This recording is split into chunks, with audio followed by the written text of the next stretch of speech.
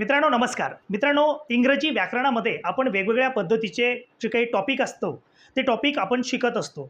चला तर मग या ठिकाणी आपल्यासमोर एक पॅरेग्राफ आहे आणि ह्या पॅरेग्राफमध्ये नेमका कोणता टॉपिक आपल्याला शिकायचा आहे तो या पॅरेग्राफमध्ये लपलेला आहे. चला तर मग बघूया. बघा, मी जो पॅरेग्राफ घेतलेला आहे याच्यामध्ये काही माहिती मी लिहिलेली आहे. याच्यावरून आपल्याला लक्षात येईल की आपल्याला नेमका कोणता टॉपिक या ठिकाणी शिकायचा आहे. मित्रांनो, जर बघितलं बघा, माउंट एव्हरेस्ट. आता या ठिकाणी लक्षात येतं की हे एका कशाचं नाव आहे, एका पर्वताचं नाव आहे. ठीक आहे, म्हणजे या ठिकाणी माउंट एव्हरेस्ट हे पर्वताचं नाव आहे हे आपल्याला माहिती आहे. Is the highest mountain. Okay, mountain. आता हे सुद्धा एक दिलेलं नाव आहे. माउंटेन सुद्धा एक नाव आहे, नाऊन आहे, आणि माउंट एव्हरेस्ट सुद्धा नाऊन आहे. मात्र जेव्हा आपण नाऊन हा टॉपिक शिकत असतो तेव्हा त्याच्या प्रकारांमध्ये नामाचे जे काही प्रकार असतात, टाईप्स ऑफ नाऊन, याच्यामध्ये फरक असतो. पण ते टॉपिक्स किंवा त्याचे टाईप्स काय आहेत हे आपण पुढे शिकणार आहोत. पुढे लगे लक्षात आलं. बघा, mount Everest is the highest mountain in Himalayas. आता इथे हिमालयाज हे सुद्धा एक नाऊन आहे. हिमालयाज हे सुद्धा एक काय आहे, नाऊन आहे. पुढे जर लक्षात घेतलं, Bachendri Pal. Okay, Bachendri Pal was the first Indian. बघा, इंडियन सुद्धा एक नाऊन आहे. Indian women. Okay, Indian woman to scale Mount Everest. Okay, Indian woman. आता हे दोघी काय आहे, हे सुद्धा आपल्याला दिलेले नाऊन आहेत. पुढे जर बघितलं, scale Mount Everest the mountain attracts many tourist. Okay, tourist सुद्धा नाऊन आहे.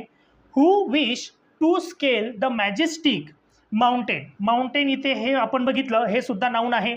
याक्स. आता बघा, याक्स हे ॲनिमलचं नाव आहे. Yaks are only animal use as a transport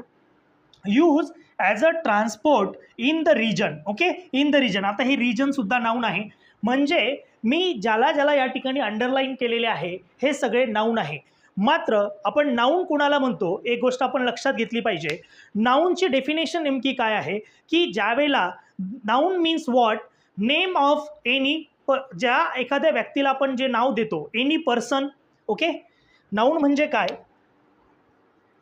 noun म्हणजे काय तर नेमिंग ऑफ एनी पर्सन, एखाद्या व्यक्तीला दिलेलं नाव. नंतर any place. Okay, any place, एखाद्या जागेला दिलेलं नाव. एनीथिंग, एखाद्या वस्तूला दिलेलं नाव असेल. त्याच्यानंतर एखादी आयडिया असेल. ठीक आहे, एखाद्या आयडियाला दिलेलं नाव असेल.